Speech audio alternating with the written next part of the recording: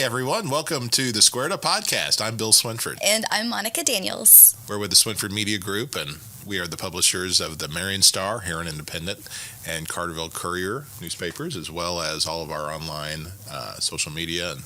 And we enjoy this opportunity to get with you once or twice a week and talk about the latest happenings in our lives. Yeah. Our latest happening today is what? We're going to the Cardinals game tonight in St. Louis. We're going to see Cardinals play the Rockies. And it's been a while since I've been to a game. 2 seasons for you, and more than that for me, I think. Oh, yeah. So my last time I went to a game, Pujols had come back, and he was hitting home runs left and right. And it was a great time. Albert Pujols, that was such a satisfying thing in my family, because Riley is the biggest Cardinal fan in the family. Maybe it's close between him and my mom. My mom has become a huge Cardinal fan and doesn't miss a game. But Riley traditionally is the biggest Cardinal fan in our family, and kind of grew up with Albert Pujols. And then, of course, Albert went out west and played for the Angels for a number of years. Broke my heart. Broke his heart. Yeah. Yeah. So that was when I learned not to become too attached to baseball players, because on your team, because you never know, when they're going to get traded out or find the better deal or break a leg. And you really do become attached to. I mean, I was a big Cardinal fan in the '80s, and my guys were Ozzie Smith and Willie McGee, and those players that had all the success in the 80s with Whitey Herzog, and then as those players start to go away or retire or be traded, you just either have to ramp up and invest in the new guys and support them, or you just kind of lose interest. That's true, because that whole era with Pujols and David Freese and Wainwright, and how they just once they were winning the World Series a couple of times, during that season. And I remember where I was when David Freese hit that. Pardon my lack of baseball knowledge, but he hit that run. Touchdown. He hit the touchdown. No, the run was it a triple or was it a so he had slam? a home run in there. He had a triple in there. It's major comebacks. There was in one the playoffs. Critical move he had that just flipped the whole game, and I remember watching the stats go across the bottom of the screen.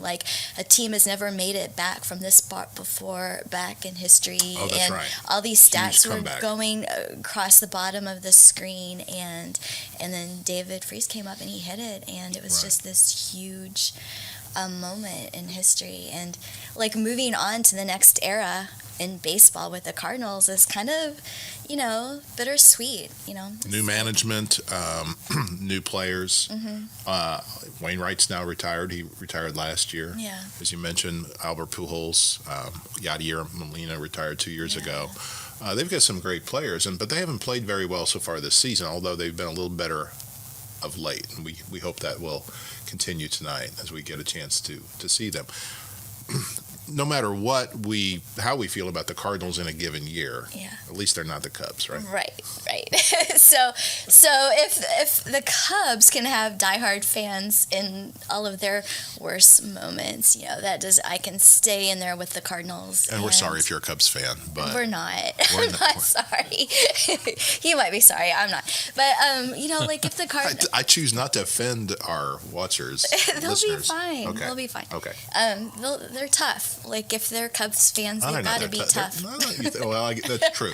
Yeah, they have to be resilient. They have to be resilient. You have to have a thick skin. That being said, in recent years, they've kind of, they and the Cardinals have kind of been on about the same level, and every time they have a series, it's an interesting watch. But you'll hear people say, I mean, how can you be a Cardinal fan when you live in Illinois? I mean, Chicago is the Cubs are the Illinois team, the White Sox are Illinois team, right? Right. What do you say to that? I might just say, what has Chicago done for me lately? Oh, here we go.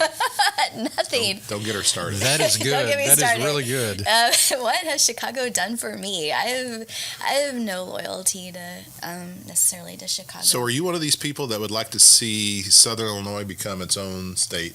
Sure, we should just break away from Chicago, really? Become our own state. You think so? They're not looking out for us, so why do we need to be they're just weight on our shoulders. They're just weight dragging But us down. some would argue that so much of our state's revenue comes out of Chicago, and where would we be without it?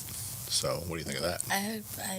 Where is this revenue going? It goes back into Chicago. Well, and here's something to think about. And I'm not here to advocate for Chicago, although it feels like now I am because you're so anti-Chicago. But You have no choice. but Illinois does operate, and it's one of the few states that doesn't put very many restrictions on where the money goes. In other words, even if all the money is coming out of Chicago, or not all the money, but a significant amount of the money for the state, the tax revenue and so on, is coming out of Chicago, they will redistribute it throughout the state, whereas some states actually have laws that prohibit that the money goes back to where it came from.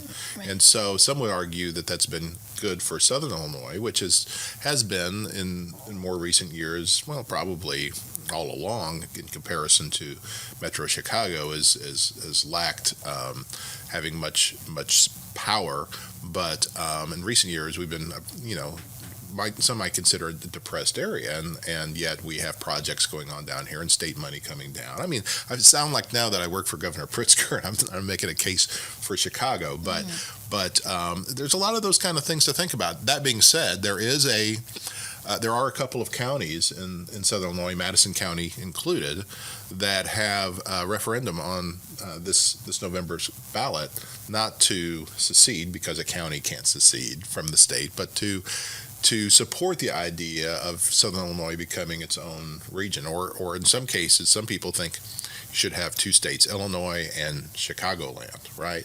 So there are different ideas on this, and some would say, now let's just take it Springfield South, or maybe even what we call Southern Illinois, which is traditionally I-64 South, or even I-70 South. And so you've got some counties that are trying to support this idea. But what do you think? What would you think of that? I think it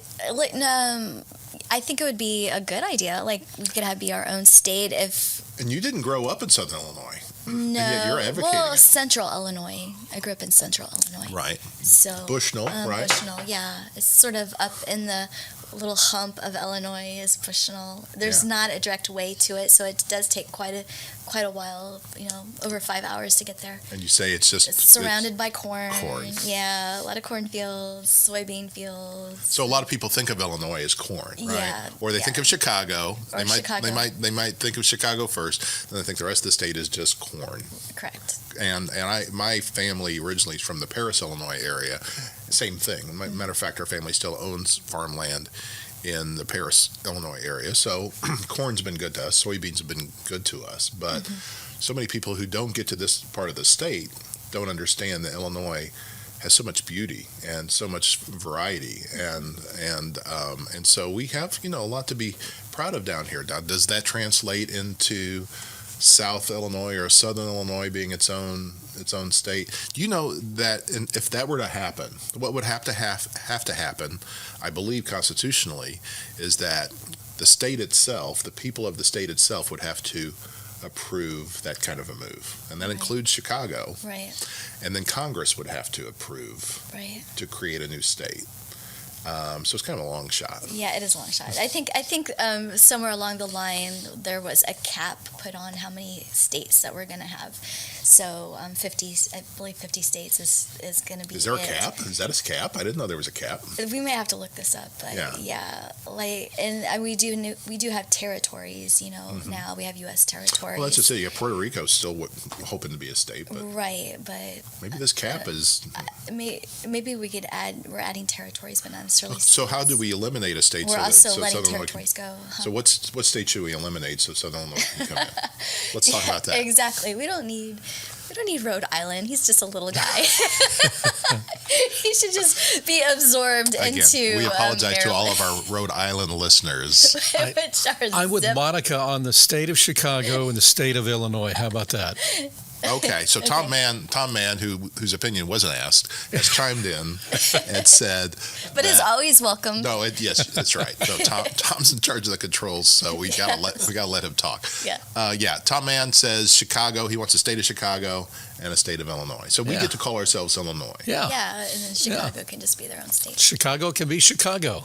They're They're happy there. He's from Memphis. So Yeah. again, really. That's right. So he's a non-biased voice in this conversation. That's right. Yeah, and I'm the guy from Southern Illinois, and I'm the least opinionated about all of this. And the thing is, too, though, I do appreciate their art museum. They have a really beautiful art museum up in Chicago, and a lot of beautiful museums and sheds, aquariums. St. Louis has got a great art museum. St. Louis has we had a lot of fun there, didn't we? Right. St. Louis has a nice. So maybe can we get St. Louis into Southern Illinois? Would that be a thing we could do? Maybe. We just moved the one from Chicago down here. Okay. That's all you got to do. Solve the problem. That wouldn't be hard. That wouldn't be hard, no. That'd be easy. I'm sure they'd be fine with it. Yeah. Okay. Well, we've gone as far as we can with that. How's things going with you? Things are going really, really well. You know, last time we got together, we had a little friction happening. Yeah, you And- kind of fell off the wagon with your sugar commitment you had made. No more sugar. Right. I broke up with sugar, and that whole idea of the breakup in that last podcast had people confused. We heard from some people that somehow got the idea that we had broken up. Right. Right. They were pretty unhappy about it. Yeah. And it should have been very clear from the get-go. We were talking about my sugar breakup, but we heard from one person who they just stopped watching it because it was so sad, and they never really got the joke. They never really got where it was going. Right. I heard from Cheryl Trench, who writes a column, the paper telephone for us, that she wants to hit me. She said she wants to hit me. She wants to smack you. Yeah. So I have to avoid her for a while. Until she gets over that. Yeah. So, but no, it's nice to know that people care about our relationship. Yeah. They seem to be they care less about my sugar fast, me breaking up with sugar. So maybe I should just throw it out the window. What do you think?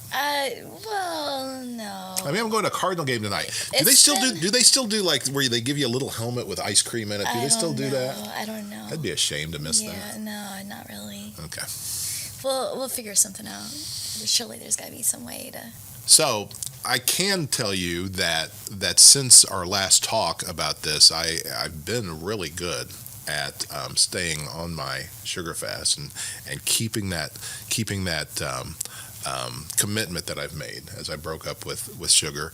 And as far as I know, there is no photographic evidence anymore of me having.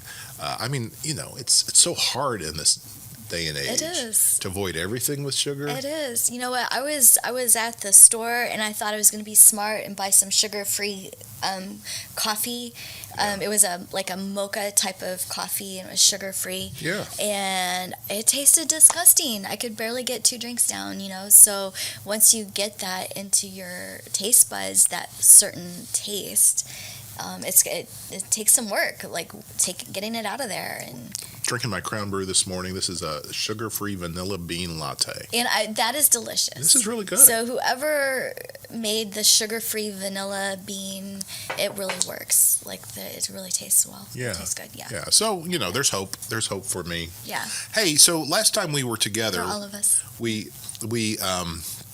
introduced the idea of sharing a little bit out of this book, and I wanted to share a little bit as we continue to talk about some of our differences, male and female, in the way that we think. Mm-hmm. Dr. Carolyn Leaf, Right. who switched off Your brain. Solving the mystery of he said, she said. Right. And Monica got us this book, and she's been going through it. And I found this little beginning of chapter 5 that I thought was kind of an interesting illustration of how to think about the way thoughts grow in your brain. Yeah. Okay, and this compares it to trees, and I think this is interesting. So I'm going to read you a page out of this and see if you find it interesting as well. She's a person of faith, and she talks about God and the way God created us to be, and as we mentioned last time, there are certainly differences that are innate in male and female, even though some might, in this time, in these days, try to pretend like there's no real gender differences. There's real differences that have to be acknowledged, and it really helps us to have life together so much better if there's an understanding of that. So here's what this says about our thought life. It says this, chapter 5, God blessed us with the ability to think and choose.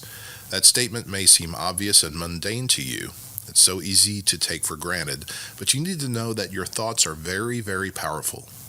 The way we think influences the way we talk and behave. Every action or word first begins as a thought. Thoughts grow into words and actions that affect all of our relationships and can physically change the structure of our brains. Actually, the thoughts are changing the structure of our brains. Your thoughts are the result of the information you receive from your environment. Your five senses interact with everything you experience externally, people, situations, etc., transmitting all of this to the internal world of your brain. Imagine that your thoughts are like trees. When your senses transmit information to your subconscious mind, you think thoughts which grow like trees. And over time you grow more and more trees until you practically have entire forests living in your brain. God designed us to build big, strong, healthy trees. I call this being wired for love because God gave us free will. We play a vital role in the choosing of the kinds of trees we cultivate in our brains. We can choose to have negative thoughts, which unfortunately grow into unhealthy and toxic trees. This power to choose makes all the difference. God said in the Bible, I call heaven and earth to witness this day against you, that I have set before you life and death, blessings and curses.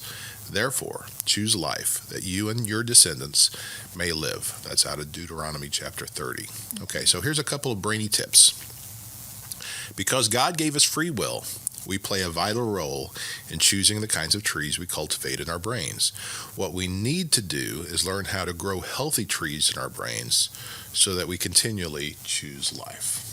What do you think of that? Do you have any thoughts in the forest of your brain? Do you have any thoughts? What I keep thinking of is the saying, he can't see the forest for the trees. Okay, right. That's what kept popping into my mind. I think sometimes, especially the idea of having unhealthy brains and healthy trees growing in our brains, coming out of thoughts that we allow ourselves to have and to cultivate and allow to grow.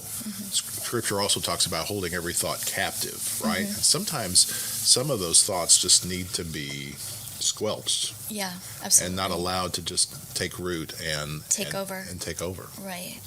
And I think and that's realizing that you have the power to choose what direction you're going to go in with your life, with your thoughts, because our thoughts can direct our life. What we focus on directs the outcome of the direction we're going to go to.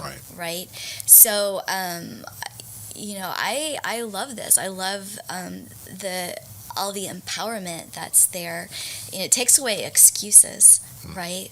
I think so many people will get so lost in their thought life and not even understand kind of what they're doing to themselves and how they're setting themselves up to just kind of follow that negativity all the way up and out. And just to realize, like a lot of times, if instead of falling into the toxic trap of laying blame everywhere else, like realizing you have a responsibility, you have choices, you have responsibility, to how you respond to situations, the amount of self-control that you have or don't have, or and if you don't, like, it's okay to get help, it's okay to get accountability, and to get counsel and talk to people who understand how to help you get back on the right path and right thought life. I really respect our friend Tom, who has had his own experience in his life. Wondering if you have any thoughts along this line, Tom. I mean, I've found myself on these negative trains before, where I realized that it had just kind of taken over, and it was steering the whole direction that I was going with things, and you really have to get in there and prune a lot of that out of there. This is my setup on this, just a little bit, so I'll take it down a little bit before I get into the serious side of it. I think men have less trees in their forest than women do. I probably have about 5. My wife has a full forest full of things. And yes, those forest trees are pretty big, so, if you go through depression or you go through something else, but that is a question. What do you think? Women have more trees in their forest than men do? I know that I can only handle so many trees at a time. Yeah, just one tree. Women can swing from one to the other, go back and forth, but no, I think guys are stuck on one tree. We climb a tree, we're there. I think there's some truth to that, and actually, I think this book actually touches on that a little bit too. A little bit. I was flipping through the chapters, and I saw where men can be more focused a little bit on the big picture, but women are more in tune with the little details of what's going on.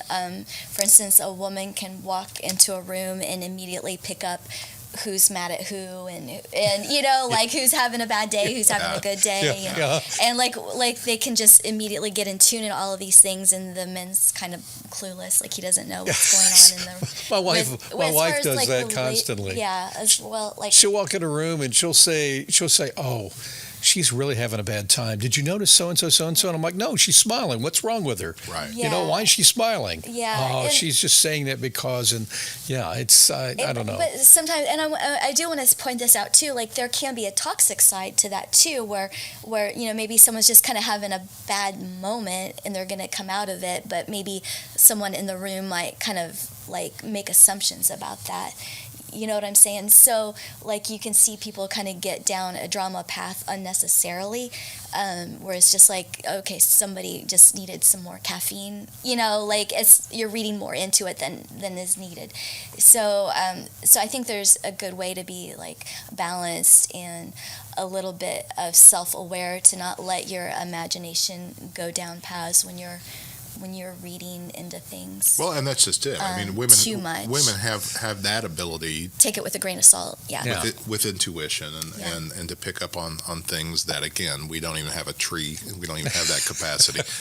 We don't see it at all. And yet that also creates an extra burden. Yeah. That's more self-care. That's more looking after that dense forest of your brain that has to be done. And men who are in your life need to have an understanding of that and a compassion for that and an ability to help you with that, not to come in and start cutting your trees down. That's not our job, but instead to kind of help you nurture the healthy parts of it. Yeah, Monica's looking at Bill right now and saying, "Oh, there's only about 3 or 4 trees there. I can tell." Well, here's the thing too, like that kind of perception. Like can be like when a woman has that kind of extra perception, if a woman is whole and healed and is filled with God's love, that kind of perception is really healthy and good and can really foster in a lot of nurturing, a lot of micro nurturing, where people might need it, and also like if a perception is coming, that perception is coming from a place of, someone's been really hurt and they're overly aware because they don't want to go through trauma again, and they're being very self-protective, then that kind of perception could lead to a healthy place when it's coming from a place of self-protection or selfish ambition. Like Scripture says, if there's selfish ambition and jealousy, there's every evil thing. So if someone is coming in from that kind of poison place, then that could do a lot of damage. But if someone is coming from a God-led place, then that kind of perception can be very healing and and very helpful, so. It's good stuff. Yeah. Good stuff that only that kind of forest can produce, because that's my point. Yeah. I always love hearing your thoughts on these kind of things, because you do bring a lot to the table, a lot of life experience and a lot of study and a lot of time and prayer and time. Do you have anything to add to that? I don't think so. Do you, Tom? I do. Wise men always listen to the ladies in their lives. That's all I have to say. I love that. I have 3 daughters, and I have the wife, and wow. And I, by the way, advise my son-in-laws and my son constantly to do the same thing. Good. God, listen, perceive. Can I say one thing too? Like, another way of looking at it too, other than the trees, is like if I always kind of pictured a record. You know how a record has the grooves in it that will cause it to play different songs, and I always thought of my thoughts as being those grooves, like playing different songs in my life. And as I'm as like come into a place in my life where I'd been singing songs that were not good songs, anxiety, fear, depression, whatever, and then like God is like bringing new thoughts into my life to play a different song, hope, love, grace, mercy, and to play that song. You're a record with grooves. You got so many sides to you, and you've got a big collection of records. I'm an 8-track. That's all I got.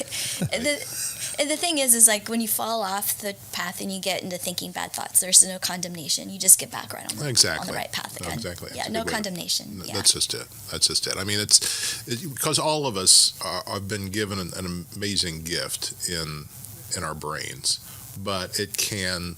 It is flesh. It is electricity. It is wiring. It is, and it carries so much information and experiences through our life, and sorting it and functioning with it, and again, keeping it healthy is a challenging thing, and it's in our world today. It is bombarded with so much information every day. It really does help to have somebody else in your life that can kind of help you with that, and of course, having a faith in the God who created it.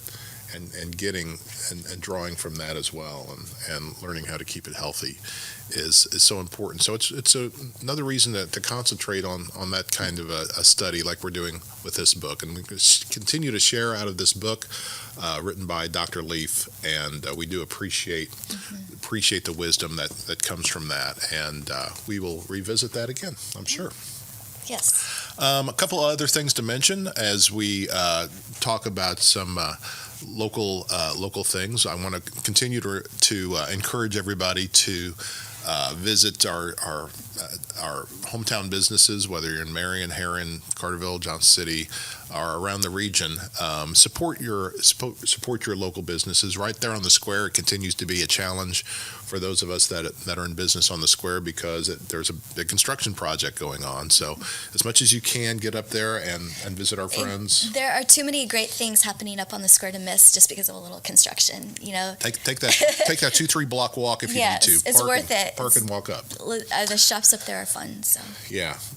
I want to make sure that those shops are all going to survive until everything is perfect. And we're not that far off. It's going to happen this year. You're going to see this all polished up and looking beautiful before long. Right. So a couple creative things happening in Heron that I wanted to point out. There's a couple of photo ops that you might want to check out. We're going to go check them out. Yeah. One of them is at Alter Ego Marketing, which is a business in downtown Heron, at 508 South Park Avenue. They have put in a British telephone booth, or what do they call it in Britain? They call it like Doctor Who.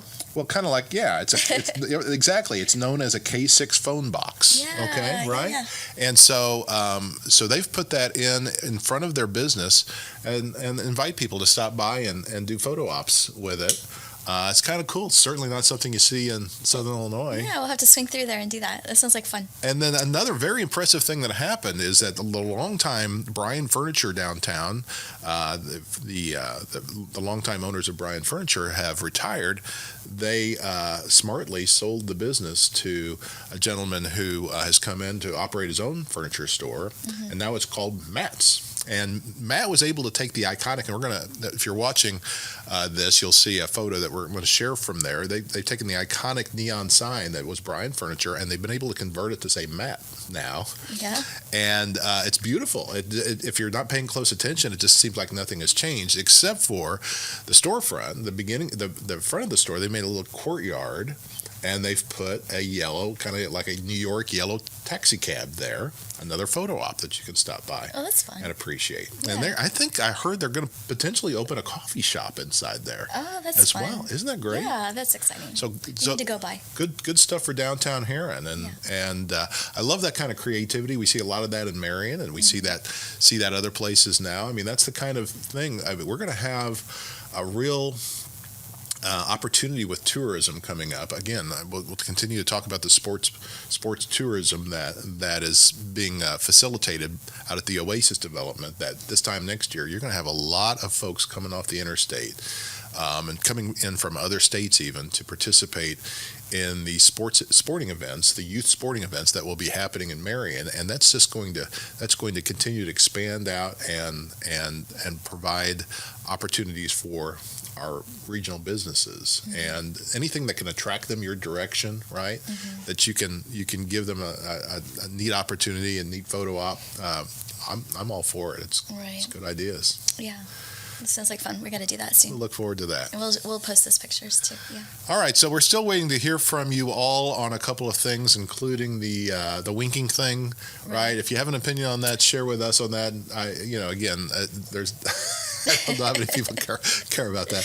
I was talking to a friend of mine at work, and she was saying you just don't see people doing that like you used to. She said she said when she was growing up, there was a lot more of winking that was used in communication, and it's a little bit more rare these days to see that. So still get some from me. What did you think about that, Tom? I don't think we ever heard about your. I'm kind of where you were talking last week. I'm kind of where Bill is, because I think I used to wink more when I was younger. Yeah.